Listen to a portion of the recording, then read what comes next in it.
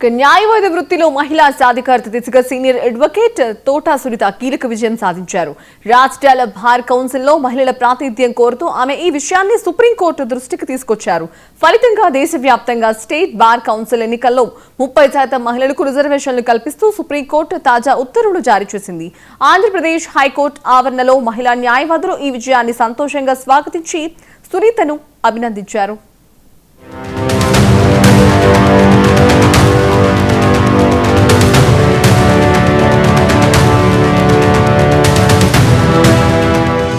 అన్ని రాష్ట్రాల్లో bar council ఎన్నికల్లో మహిళా న్యాయవాదులకు 30% రిజర్వేషన్లు కల్పించాలంటూ సుప్రీంకోర్టు ఇచ్చిన ఆదేశాల పట్ల ఆంధ్రప్రదేశ్ హైకోర్టు మహిళా న్యాయవాదులు హర్షం వ్యక్తం చేశారు. దేశ అత్యున్నత న్యాయస్థానమైన సుప్రీంకోర్టు వెలువరించిన ఈ నిర్ణయం చారిత్రాత్మకమని అభిప్రాయపడుతూ ఈ వ్యవహారాన్ని సుప్రీంకోర్టు దృష్టికి తీసుకెళ్లిన సీనియర్ న్యాయవాది తోట సునీత స్వాగతించారు. మహిళల ప్రాతినిధ్యాన్ని పెంచడానికి మరియు నిర్ణయాధికార ప్రక్రియలో వారికి సముచిత స్థానం కల్పించడానికి ఈ తీర్పు ఎంతో దోహదపడుతుంది. ఇది కేవలం రిజర్వేషన్ మాత్రమే కాదు, న్యాయ వ్యవస్థలో లింగ సమానత్వాన్ని సాధించే దిశగా పడిన ఒక బలమైన అడుగు. ఈ విప్లవాత్మక నిర్ణయం వల్ల ఎంతో మంది ప్రతిభావంతులైన మహిళా న్యాయవాదులు నాయకత్వ బాధ్యతలు చేపట్టే అవకాశం కలుగుతుందని, తద్వారా బార్ కౌన్సిల్ పనితీరు మరింత పారదర్శకంగా సమర్థంగా మారుతుందని మేము విశ్వసిస్తున్నాము. ఈ చారిత్రక సందర్భాన్ని పురస్కరించుకుని మహిళా న్యాయవాద లోకమంతా గౌరవ సుప్రీంకోర్టు వారికి రుణపడి ఉంటుందని మేము మనస్ఫూర్తిగా తెలియజేస్తున్నాం.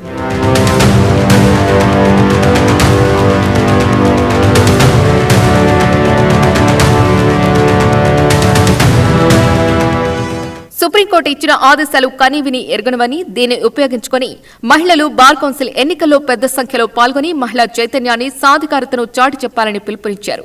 శక్తివంతమైన మహిళలే శక్తివంతమైన భవిత అన్నారు. Today we stand in effulgent gratitude towards the Supreme Court of India passing the orders dated 18/12/2025 mandating the women's reservation in AP Bar Council, 30% reservation. I urge all the women over here to come and contest in the upcoming 2026 Bar Council elections with confidence and vigor. This is a historical and ever development we've ever seen till today. People of women, this is a moment for us to celebrate and rise. Stronger women, stronger tomorrow. Jai Hind.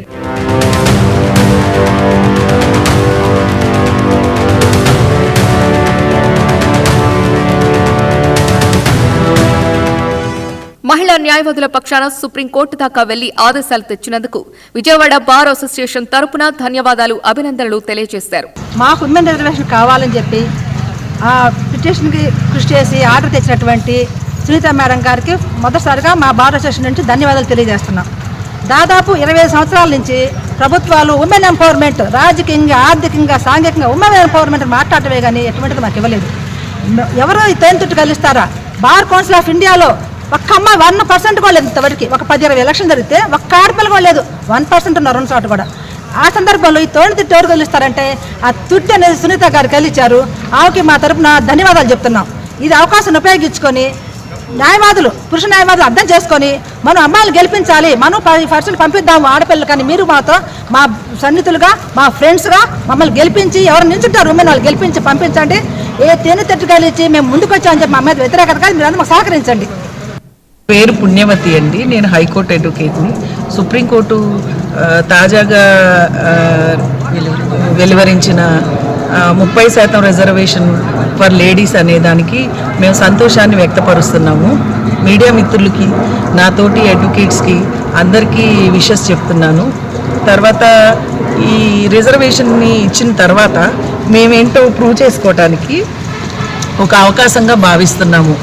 ఈ అవకాశాన్ని మేము సద్వినియోగం చేసుకుంటాము. అమ్మాయినా అడగందే పెట్టదు కాబట్టి మా తరపున, ఆంధ్రప్రదేశ్ బార్ కౌన్సిల్ తరపున మేడం తోట సునీత మేడం ఇనిషియేట్ చేసుకొని ఆవిడ మా తరపున నిలబడ్డందుకు ఆవిడకి కూడా చాలా ధన్యవాదాలు తెలియజేస్తున్నాం.